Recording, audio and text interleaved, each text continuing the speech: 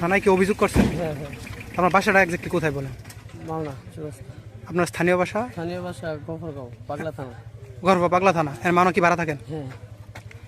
নিখোঁজ 10 তারিখে শ্রীপুর একটা ডিটি করা হয়েছে। এতে আমরা শ্রীপুর আজকে সকালবেলা লোক পাঠাইছি, তল্লাশি দিবেলা গিয়ে দিয়ে একটা ফোন আইছে, অমুক জায়গায় লাশ পাওয়া গেছে। পরে এরা পুলিশ আইছে আগে, আবার পরে দেরি হয়েছে থেকে আমরা আইসি আয়া দিয়ে আঙ্গুল লাশ ছুটি। তাহলে কারা মারলো? মানে তার সাথে যে অটো ছিল এটা কি হলো? অটো ভাড়া চালাইতো সহকারে, অটো নিখোঁজ, অটো নাই, এরা লাশ পাওয়া গেছে। অটো রিক্সার চালক ছিলেন।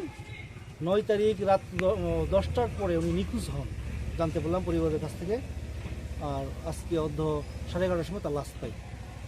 এই লাশ দেখে কি মনে হলো যে আসলে এটা কি কোনো পরিকল্পিত হত্যা না কেউ মেরে রেখে চলে গেছে? হয়তো অটোর জন্য হয়তো সংগঠিত হয়ে থাকতে পারে, আমরা তাই ধারণা করতেছি।